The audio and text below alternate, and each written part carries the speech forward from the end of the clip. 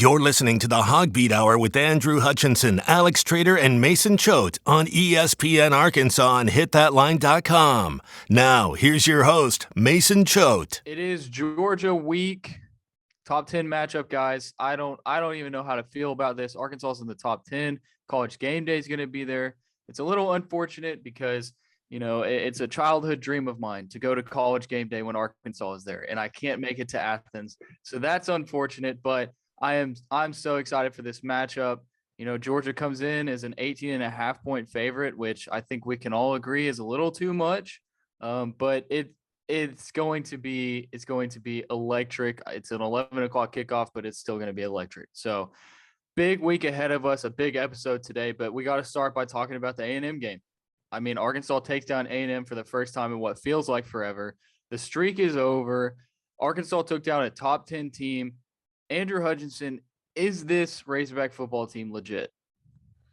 It's hard to say no. I mean, they have far exceeded, I think, anybody's expectations, anybody outside of that football building at least, because, I think the most optimistic fans probably thought, if they could be 3-1 at this point, that would be really, really good because that means you beat either Texas or Texas A&M. But to have beaten both of them, and not just beating them, but beating them like okay, you are the better team. I think that was really impressive for Arkansas and to snap that streak. I was thinking about this. I was talking about it after the game. The last time Arkansas beat Texas A&M, I was in high school. And I have been out of college for a few years now, and I'm married and have a kid. So it's been a long time since Arkansas beat Texas A&M, and I know Arkansas fans were super pumped to have that streak come to an end. Yeah, I mean, and you kind of mentioned it. Arkansas definitely looked like the better team there, and it looked like a blowout there at the beginning. Like it looked like Arkansas was just going to run away with this, and then, things started to slow down, and then KJ gets hurt. So Alex Trader just like, what did you see, and why did you think that things started to slow down and A&M started to kind of slowly get back into the game? I think a big part of it was KJ having to come out of the game. You saw the offense was already kind of coasting to a halt towards the end of that first half. And then when KJ got hurt, there weren't many first downs to be had. It was kind of 3-and-out, 3-and-out. The defense held up their end of the bargain. But like you mentioned at the beginning of this game, Arkansas starts out 17-0 in the first quarter, and you're thinking, oh man, it's about to happen. This is about to be the game that, shoots Arkansas up even further into the top 10.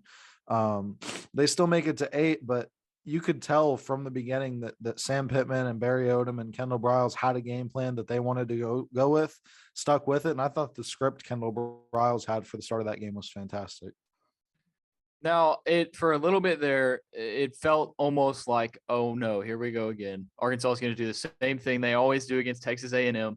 But what happened was they won the game. They made the big play, the Monteric Brown interception, which was almost, everybody on Twitter was like, oh, here we go again. We're about to get screwed. And they made the right call, which is awesome. So, Andrew Hutchinson, I just want to ask you, how impressed are you with this defense so far? Because realistically, it's the defense that won Arkansas that game, especially when KJ Jefferson went down and you couldn't get anything going with offense. Yeah, I think I even tweeted something like, Arkansas is going to have to win this game with its defense. And unlike years past, I think Arkansas was fine with that. I think they have a lot of confidence in that side of the ball. I knew the defense was going to be good this year. I did. I thought the defense was going to be the strength of the team. And so I wasn't too terribly surprised. However, with it being A&M, and as you said, you're thinking, oh gosh, Arkansas is going to have a quarter injury to its quarterback and things are going to spiral. And, they hit that, 67-yard touchdown run or something to pull within a touchdown. You're going, oh my gosh, it's just like they're finding ways to lose. But that defense, they would not let it happen. I mean, Trey Williams played like a man possessed out there. He was, those poor, I think Texas A&M used 3 different left tackles in the game, and he tormented all 3 of them. I mean, those poor guys were probably having nightmares of Trey Williams, for days to come. So Just a phenomenal performance by the defense. They did it with a 3-man rush, so they were able to drop 8, and Zach Calzada was not able to really get anything going. I think he was like 20 of 35 or something like that. So I mean, he completed over 50% of his passes, but he didn't have very many passing yards. They were checking down a ton. They didn't hit any deep passes. So it really the game plan, as Alex was saying earlier, that Barry Odom had was amazing, and it worked beautifully in that game. Yeah, I thought it was really interesting because we mentioned last week how the defensive line knew that they were going to just completely dominate that offensive line that Texas A&M had, and they did it. And you talked about those checkdowns. After they got pressure in a lot in the first quarter, it seemed as if every play they were running a running back out or a wide receiver out just as a checkdown option for Calzada, like every play. And he most of the time he took it. So it was the pressure that led to success for the Arkansas defense, and I think it's probably going to have to be the same thing this weekend. But I want to transfer back over to the offensive side of the ball. And Alex, I want to ask you. So Treylon Burks had his big day. He did what people have been looking for all year, the 85-yard touchdown. But there wasn't much outside of Treylon Burks as far as wide receivers and just pass catchers go. We know Blake Kern had a pretty rough day. So do you think that might be an issue moving forward, or do you think that Tyson Morris is still there? Davion Warren will figure it out. What are you thinking? Anytime you only have 4 guys catch a pass in a game, it isn't going to necessarily turn out great. Here it did, and that's a huge credit to the defense, like we mentioned. But it's also a credit to the rushing game. I think you're going to run into situations where you need to pass the ball, and that's something that Bryles and KJ are going to get figured out in that room. But when you're running 200 yards a game and you have 500-yard rushers through 4 weeks, it's tough to beat. And I think that's going to be what Arkansas is going to have to continue to do until they're able to get those kinks worked out. Lost in the mix was with over 320 QBR, Warren Thompson, 1 of 1 for a huge pass on his part. I think finding ways to get them involved. You saw a couple rushes with Treylon Burks. If you can't get the ball to them through the air, get the ball to them and let your playmakers make plays. So I think that the biggest takeaway, at least for me, is just like Arkansas can now win the big games, because you looked at that Texas game and, do we really know who Texas is? And then you see they go and beat Texas Tech by like 70, or no, they scored 70 and Texas Tech got like 20, but still Texas is, they don't look like a bad team at all. And even with Zach Calzada as their quarterback, Texas A&M is still not a bad team at all. So Hutch, how awesome is it and how good is it for this Arkansas team that, they proved to themselves and to the fans that, hey, we can win these big games. We're no longer going to have these letdowns. Now, Georgia's a different beast, but moving forward, if you're in a close game, can you be confident that Arkansas is not going to, hurt themselves? I think Arkansas is playing with a lot of confidence right now, and I think that is because of how well they've played against these really good teams. And we saw it a little bit in 2020. They played well. I mean, Mississippi State was ranked at the time when they beat them, and Ole Miss was a pretty decent team last year. And so I mean they are very confident. I don't think they're going to be scared to play any team. I mean, I think Alabama is pretty scary. That's still on the schedule. And most people would say Georgia's pretty scary. But if you look at it, Arkansas played the Bulldogs pretty close last year and actually were leading through, 2.5 quarters. So I don't think any of these teams are going to scare Arkansas. I don't think they're going to be intimidated. I don't think they're going to get beat before they get off the bus. I think they're going to be competitive, and they may lose. I mean, I'm not going to sit here and say they're going to go 12-0 by any means, but I don't think they're going to go in expecting to lose. I think they're going to think they have a chance in every game, and I think it's from the confidence that they've built up through these first 4 weeks that include 2 just really, really impressive wins over Texas and Texas A&M. Hutch, I want to ask you about the running back situation. Alex kind of hit on it earlier. It was a 4-headed monster coming into the game. It was a little bit different. I mean, it started off really well for Treylon Smith. Like, I think he had 50 something yards on the first drive. But after that, it never really felt like there was an Arkansas running back that was just taking over the game. I think Dominique Johnson didn't get as much play time as they would have liked for him to. Same with Rocket Sanders, but I'm pretty sure Pittman said something about we just went with whoever had the hot hand at the time, and I think that's what they're going to continue to do. But for you, Hutch, just what did you see from the running backs?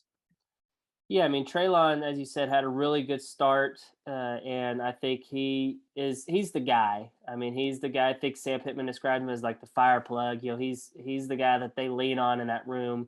Veteran guy. He's got the leadership qualities you want. So he's the guy. Now, is he the guy you want running on 4th and 1 near the red zone? Don't know about that. You got a pretty good runner at quarterback at KJ, who's 245 pounds and probably not easy to take down, that I might run with. But I mean, the other running backs, Rocket Sanders didn't play as much as he probably would have because Malik was in the game, and apparently during practice there had been some exchange issues between Malik and Rocket.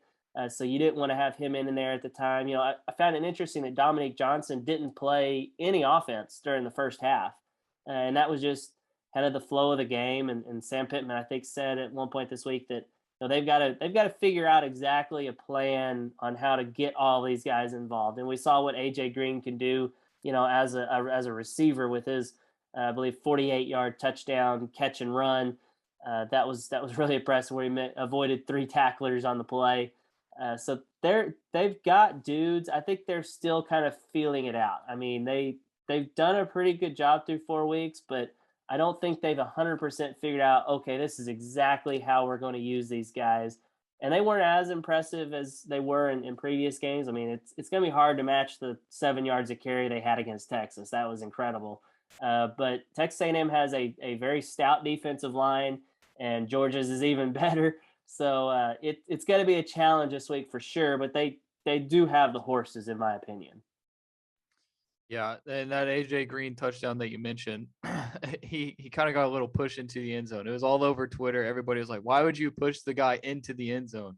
But you kind of mentioned how it's kind of, I can't remember what you said, but it reminded me of the quarterback situation and how we know that KJ Jefferson is the number one guy. Everybody wants to talk about the backup quarterback. We know that like the most popular player on the team is always the backup quarterback. But can we all agree, and I'll let Hutch start, that KJ Jefferson is definitely locked in by far and away the number one quarterback? Yes.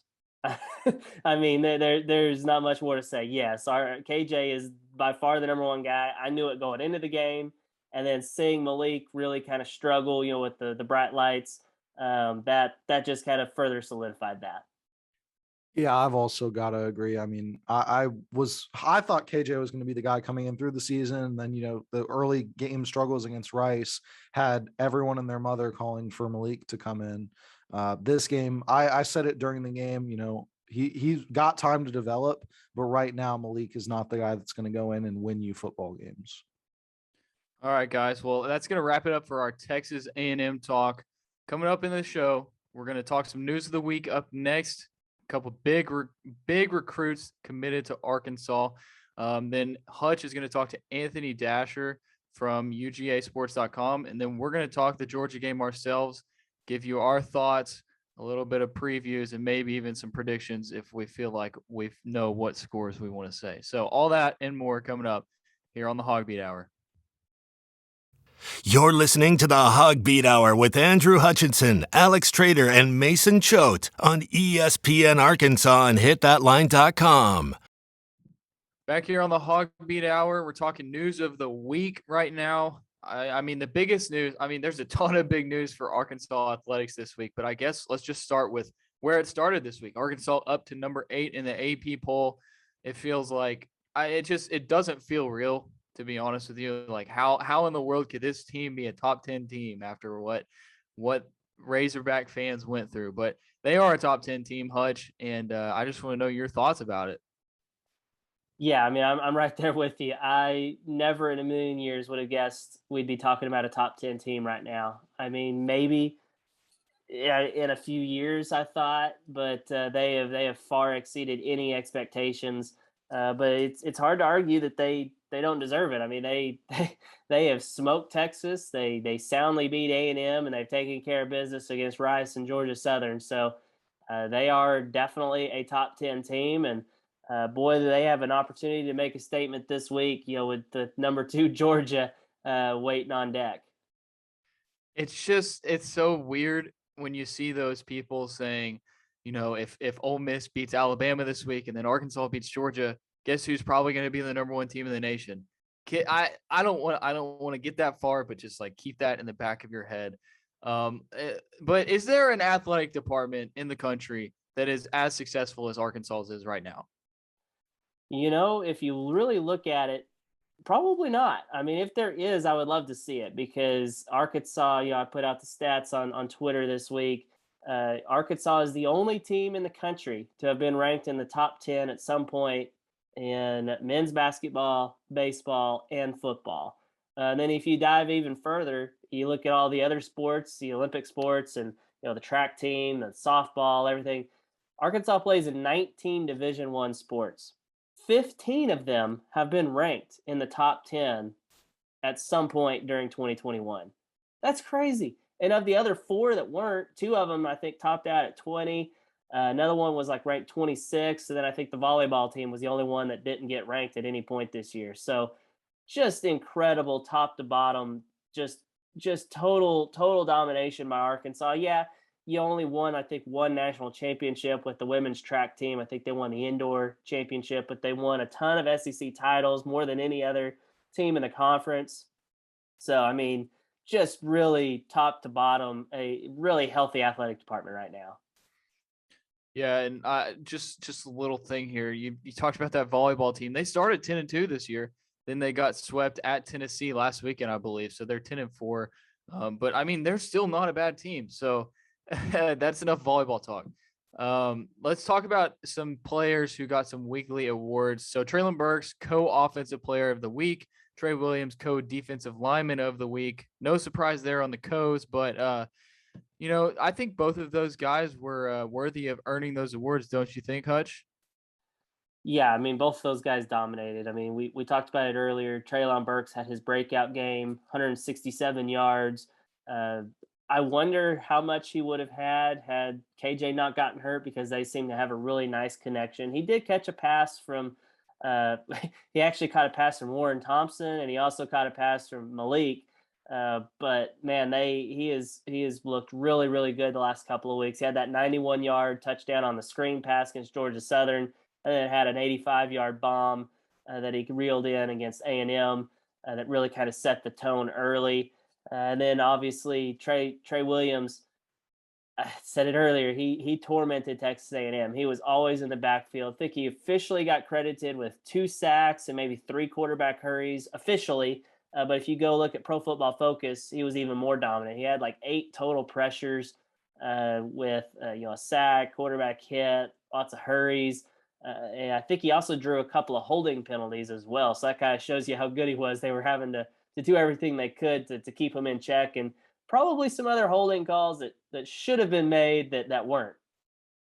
Yeah, there was one call or one play where the Texas A&M left tackle just grabbed the face mask of, I think it was Hayden Henry, and it was they didn't call anything, and like you could clearly see it on the screen. So that's just one example. But you mentioned Treylon Burks. Him and KJ got a little banged up in the game. Alex, you've been out at practice. I just want to know what you've seen from them. We've heard that they should be good to go, but just how do they look in practice this week? Yeah, I mean, they were both full go on Tuesday when I was there. KJ, as far as full go quarterbacks can be, they're not getting hit ever, but he had a brace on his left knee, kind of like the lineman aware. Looked to be pretty mobile, moving around, had a couple quick bursts through the kind of horseshoe hurdle things where you go under him. He was able to go out there and look kind of explosive doing what he was doing. Treylon was out there catching passes, making cuts. So they might not be 100%, but from what I saw, they're definitely looking good enough to go out there and make an impact that they need to make. We'll stick with you, Alex. Let's talk some commits. So Joey Sua out of Bentonville West, I believe, he committed to the Arkansas Razorbacks on Wednesday morning. What do you know about him, and how's he going to help the Hogs? Yeah, Sua's at BHS, and he's big. I saw some of his highlights earlier this season. through the first, I think, game or two. Wrote a story about him. He's big. He looks dominant. He's raw. He moved from California this summer, so not getting a full year of that strength and conditioning is a little bit weird when you're on a football team. I've been through it, not at this level by any means, but it's going to make it tougher for you to get into your groove and find that true potential. I think he's going to have that this offseason. Bentonville generally has a pretty solid strength and conditioning program. And I'm going to be doing a film breakdown on him that's going to be coming out later tonight on the HawgBeat YouTube channel. So make sure you guys check that out as well to see kind of a full breakdown of what he's been able to do thus far in his junior season. I think I said Bentonville West, but yes, Bentonville. It's so hard to get those two. Hutch, let's finish up football news of the week. Mark it down in your calendar, set your reminders. Arkansas versus Texas Tech, 2030 and 2031. Hutch, you wrote 3031, but it's 2031. That would be a little too much if it was 3031. I mean, athletic directors these days, they're scheduling far out, so I wouldn't be surprised. But yes, 2031.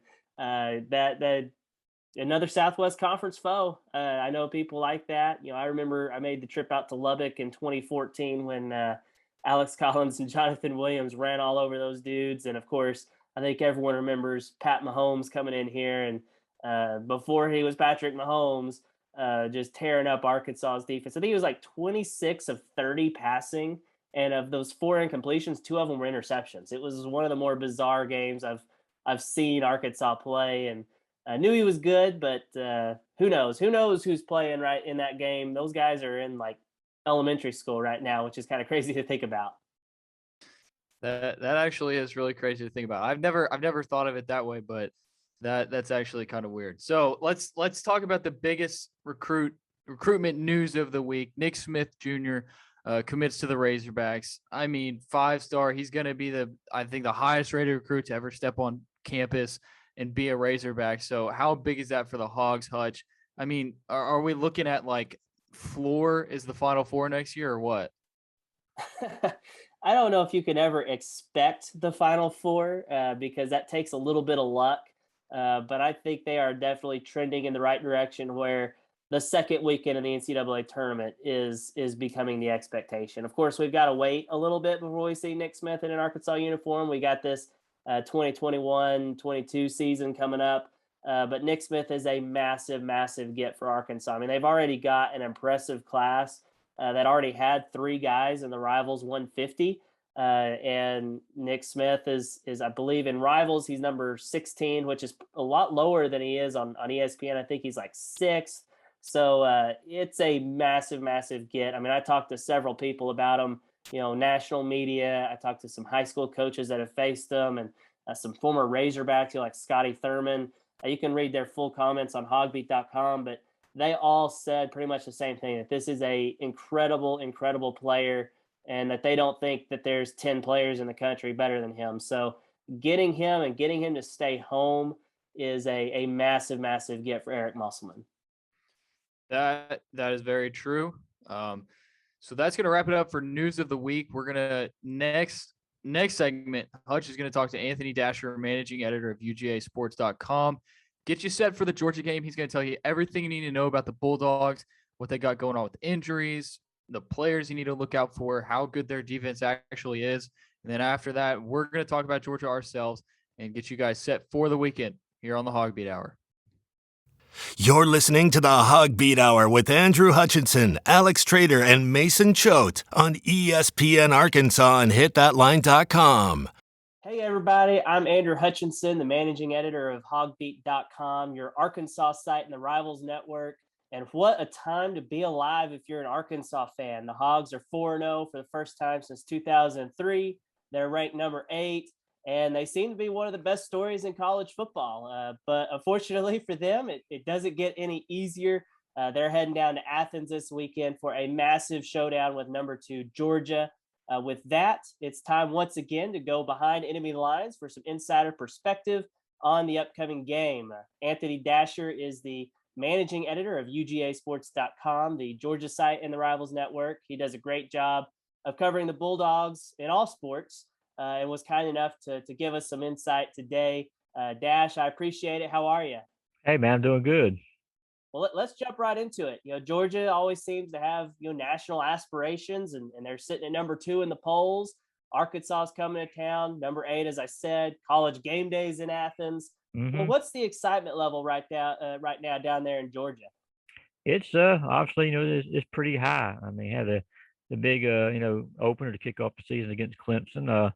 Clemson may not be quite what we thought they were going to be, going into the year, but nevertheless it was a big win for Georgia. And I think everybody got to see a chance to see this defense, which I think is very good. I mean, I know people will look at the schedule and say, hey, well, Georgia hasn't played anybody. Well, at the same time, Georgia did against these teams what you would expect a good team to do, and that's win the games pretty handily, and and that sort of thing. But but the excitement level is very high. I mean, like I said, number 2 in the country. The schedule definitely picks up now. Georgia has Arkansas, Auburn next week, then Kentucky before the game with Florida. So for anybody who may have still some doubts about how good Georgia might be, they're going to find out here pretty quick. Starting Saturday afternoon at noon here in Athens. Yeah, I know one reason I think that a lot of people nationally maybe were really high on the Bulldogs coming into the season was because of the Mhm. fact that they do have JT Daniels at quarterback. I know he had some injuries earlier in the season, but what kind of year is he having so far, and is he living up to the hype? Well, against Clemson again, I hate to say it, that JT had an off game, and he was maybe as crisp as he should have been, could have been, but Clemson's front seven is also very good as well. They caused some problems. He came back, the following week. Unfortunately, he had suffered an oblique injury, and that kept him out of the UAB game. But he came back against South Carolina, played very well, and played extremely well. Last week at Vanderbilt, played for 2 quarters. They took him out of the game in that 62-0 rout. But so far, he's done, I think, pretty much everything they've expected him to do. He's not a guy who's going to beat you with his feet. I mean, he moves around good in the pocket and that sort of thing. Gets rid of the ball very, very quickly. That's probably one of his biggest strengths. He can make all the throws. I mean, intermediate, short, long. Georgia, I think this year already has like seven, six, no, so five touchdown passes of 35 yards or longer, which is already on pace to smash what they did, last year when they had Stetson Bennett, QB, and most of the game until JT came on in the Final Four. But everything they thought he was going to be able to do, he's done, and they're very pleased where they're at with JT Daniels right now. And it seems like Georgia always has a multiple super talented running backs every year. What's kind of the scouting report on this year's backfield, and how many different guys should Arkansas expect to see?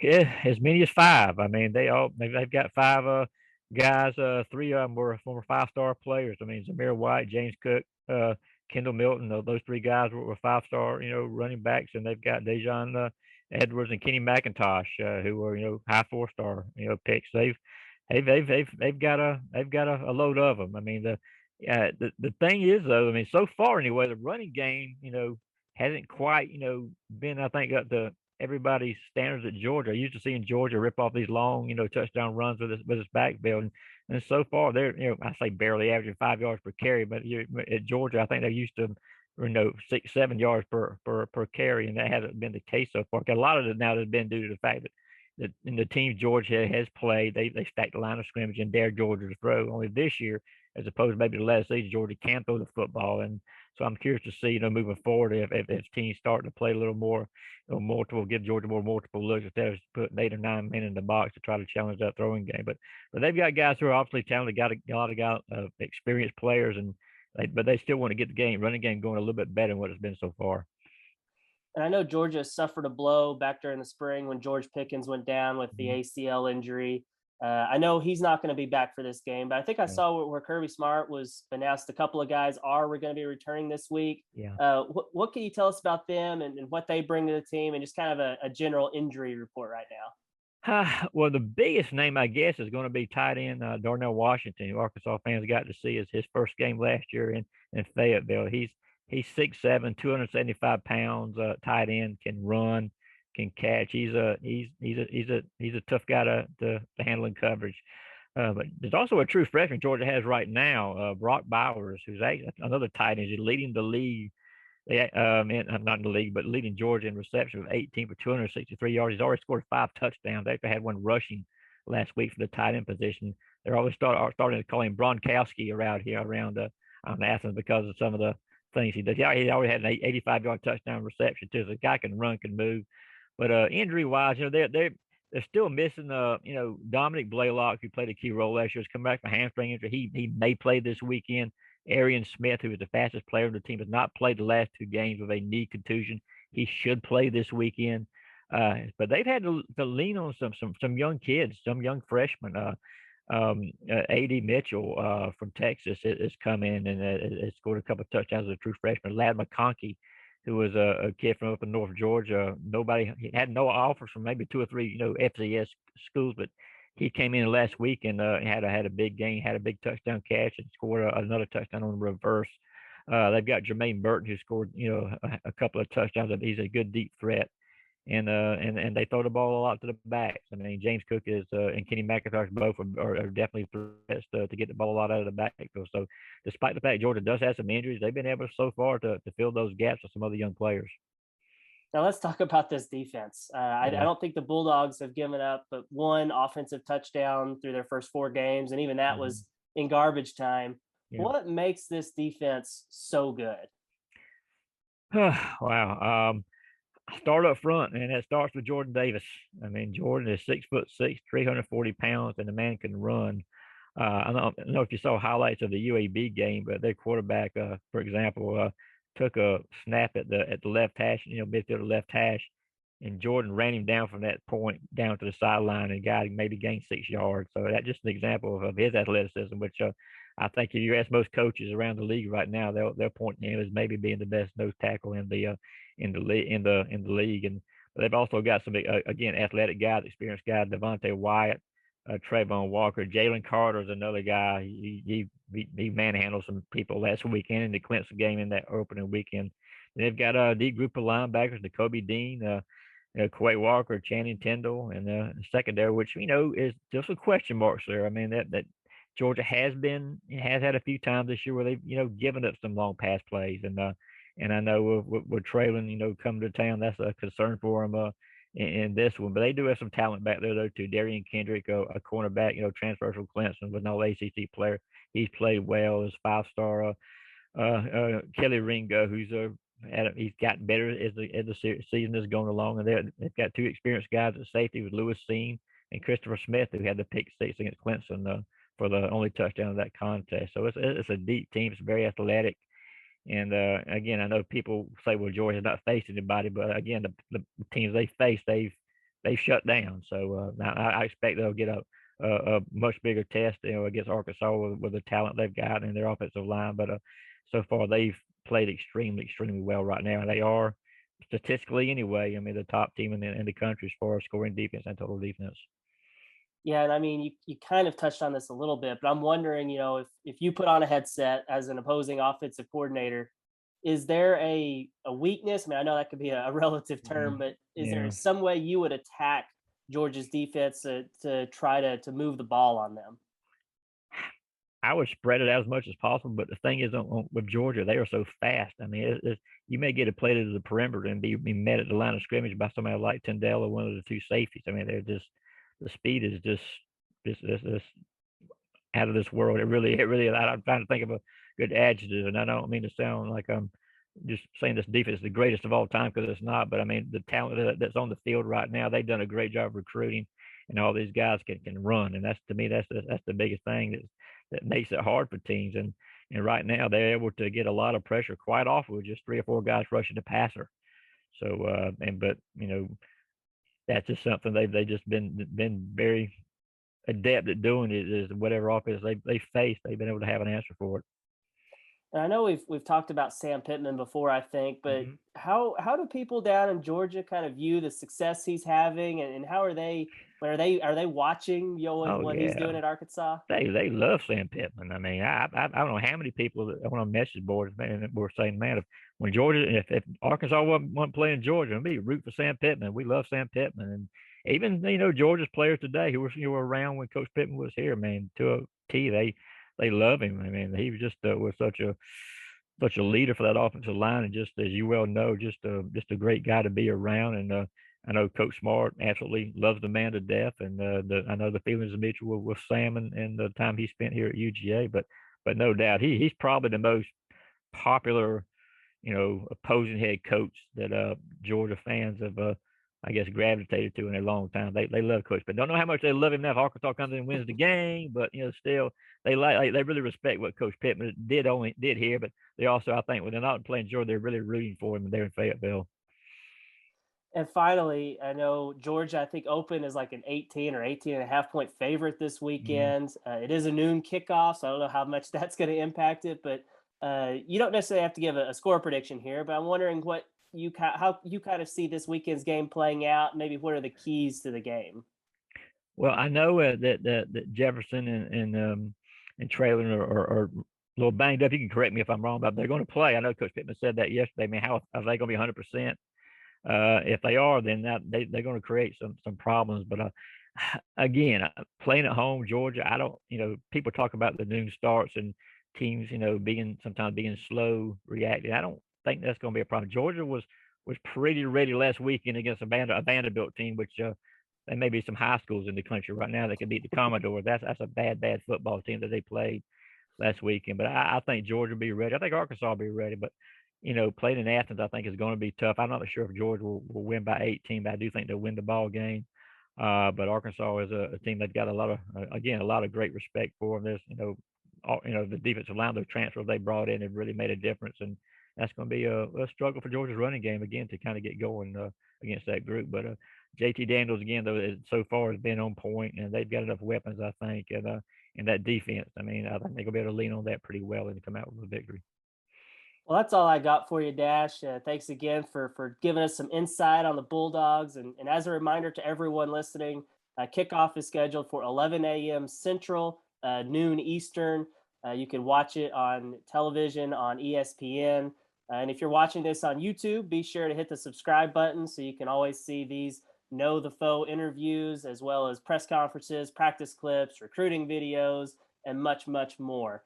And as always, be sure to check out HawgBeat.com for all of our coverage on all things Arkansas.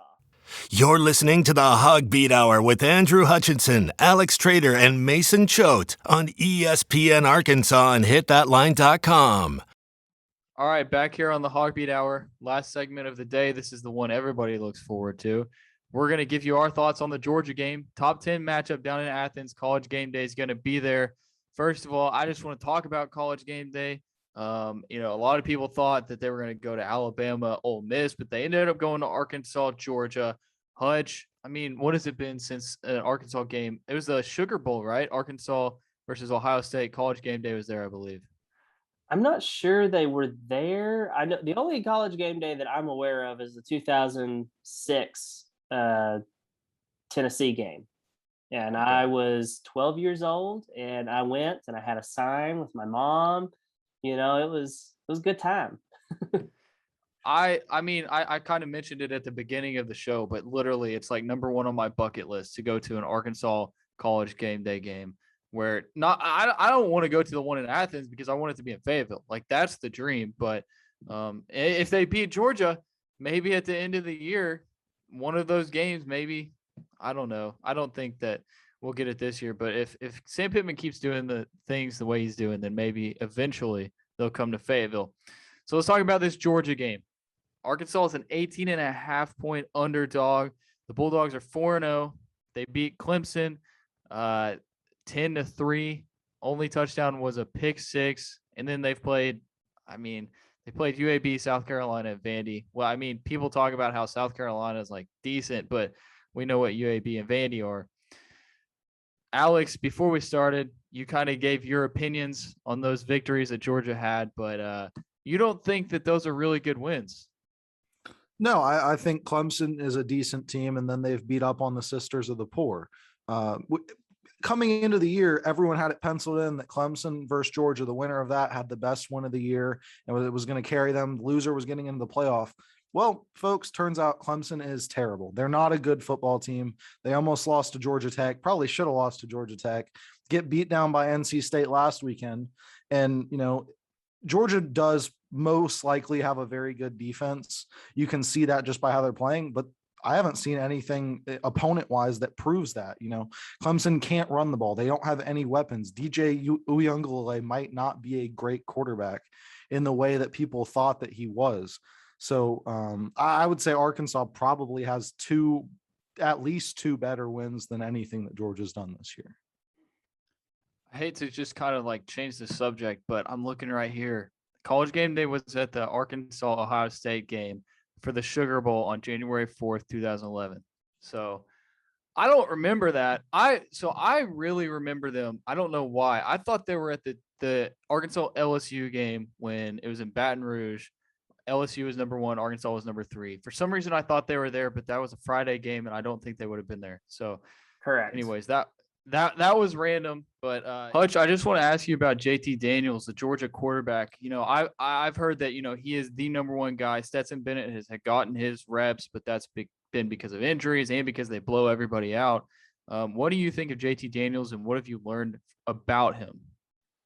He's an interesting guy. I mean, he battled some injuries, as you said. I mean, he had an oblique injury that I think kept him out of the UAB game. And Kirby Smart revealed on the SEC teleconference that he's dealing with a lat injury. But it doesn't sound like it's serious. I mean, I think Dasher has said that it was he was going to be 100%, shouldn't be limited. So far, he's been a very good quarterback. He is completed like over 70% of his passes. Some of those haven't exactly been, super long passes. I think Alex was saying earlier that against Clemson, he had like an average completion of like 4-point-something yards. So, I mean, not exactly taking shots down the field, but they have done just enough, and he hasn't done anything to get them beat. And I think Georgia traditionally, if you just get a quarterback that can't get you beat because you've got so many good running backs, you've got a really great defense, then I think that's what you need. So I think he's doing what they need him to do to kind of live up to their expectations as a team. You talked about running backs. I mean, Georgia, is there ever a year that Georgia isn't probably the team with the best running backs in the nation? It seems like every year they've got NFL guys in that backfield, and this year's the same thing. I mean, Zamir White is a really good running back. Hutch, it's going to be tough for this Arkansas defense to stop these running backs, as good as the defense is. Yeah, I mean, Sam Pittman said earlier this week that one of the keys to this game is being a sound tackling team. They're going to have to tackle better than they have all year because these are big dudes. These guys are creatures. I mean, they seem like they came out of a running back factory, and you've got, I think Dasher said that 3 5-star running backs and 2 high 4-star running backs, and all 5 of them could play. So we thought Arkansas had a really good rotation of running backs. It looks like Georgia maybe even more talented. I mean, really the only team that you could probably compare them to is Alabama, because Alabama always has a stable of really good running backs as well. So, yeah, it's not going to be easy, especially when you also got a pretty good Georgia offensive line that, Sam Pittman probably contributed to that as well. So not going to be an easy task for Arkansas's defense. I want to stick with the offense and talk about the Georgia pass catchers because they've had a lot of injuries at wide receiver. We know that George Pickens is probably their best wide receiver. He's recovering from a torn ACL. They've had quite a bit of other injuries, and then we know that at tight end, Big Darnell Washington.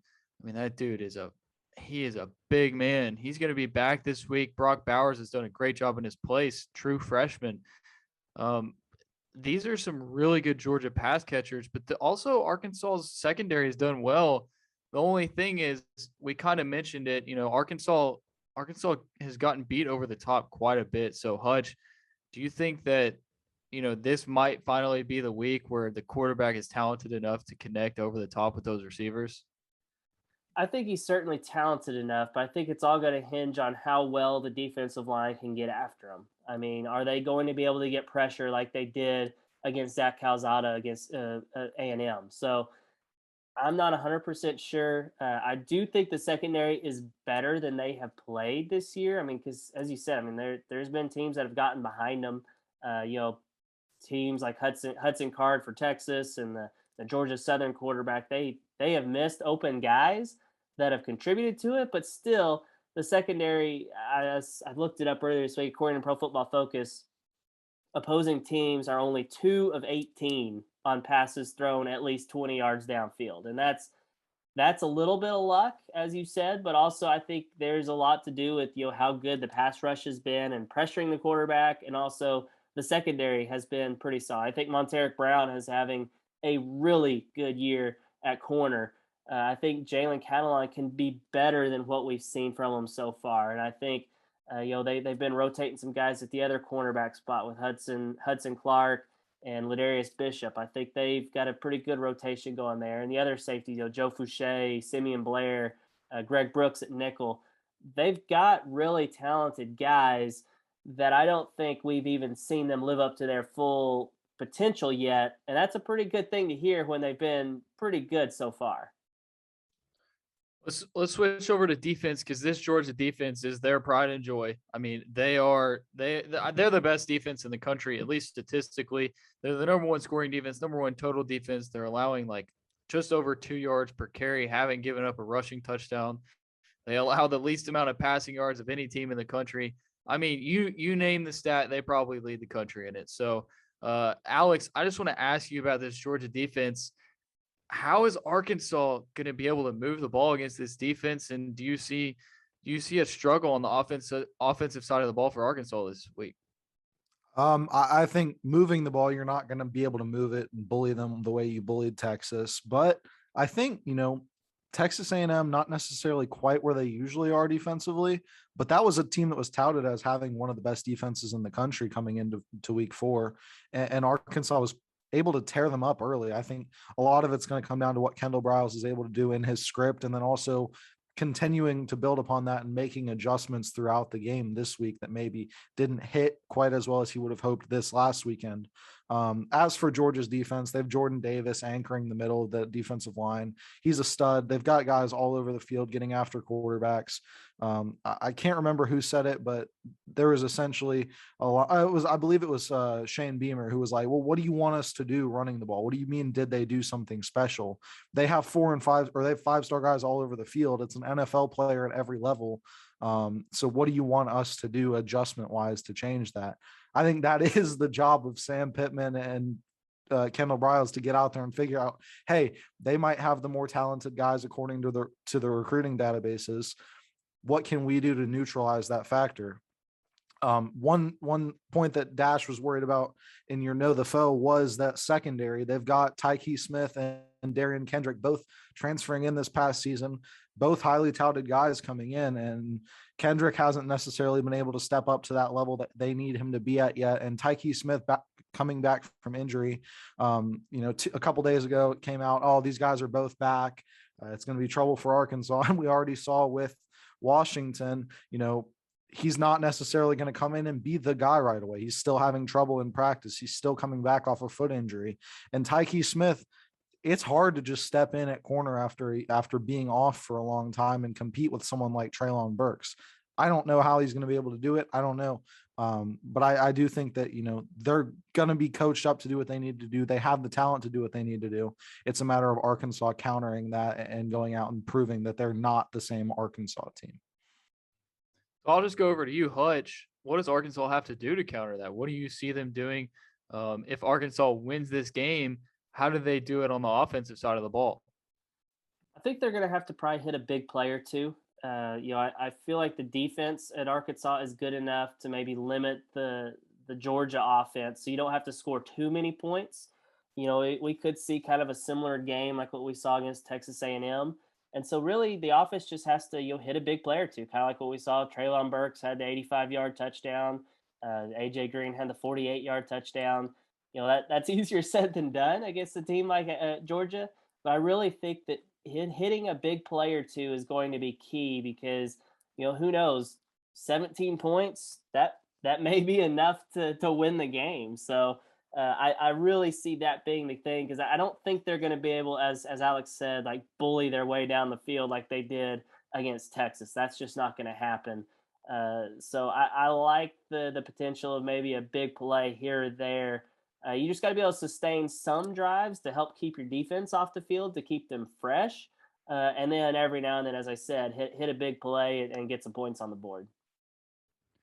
I want to stick with the same question, but on the defensive side of the ball. What does Arkansas have to do defensively? I mean, I feel like the blueprint has been, you just got to pressure the quarterback, make him uncomfortable. But JT Daniels I mean, he's probably the most talented quarterback Arkansas has faced this year. So is that going to work against him? And how successful are you going to be at getting to him with probably the most talented offensive line you faced all year? It's a great question. I think we're just going to see how really good Arkansas's defense is. I think they're going to do what they do, and they're going to try to make it work. And the $1 million question too is, are they going to be in a 3-man front? Are they going to be in a 4-man front? How are they going to align in those fronts? They have done something different every week. I mean, they've used a 4-man front against Rice and Georgia Southern, and a 3-man front against Texas and Texas A&M. I think that might help Arkansas in the fact that Georgia's not exactly 100% sure what to prepare for. So that may help give Arkansas at least an advantage early in the game, take advantage of it then. But I like what Barry Odom brings to the table as the defensive coordinator. You got to feel good about what he's going to scheme up for Arkansas. All right, guys. Well, let's just get into our overall thoughts and predictions for this week. And I know at least Alex said he's not going to give a score prediction today. So we'll wait for that story to go out later on with our predictions. But Alex, we'll go ahead and start with you. What do you think is going to happen this weekend, man? What do you think is going to happen between Arkansas and Georgia? Yeah, and I the reason I'm not giving a score prediction is because the last couple weeks, most specifically Texas, I ended up changing my pick from Arkansas or from Texas to Arkansas after the podcast came out. And things changed in those last couple of days leading up to the game. I think that could be the case here. Right now, Georgia seems like an obvious play. They're favored by 18.5. That line seems a little bit wild to me. I mean, last year we saw Arkansas leading that game 7-5 going into halftime.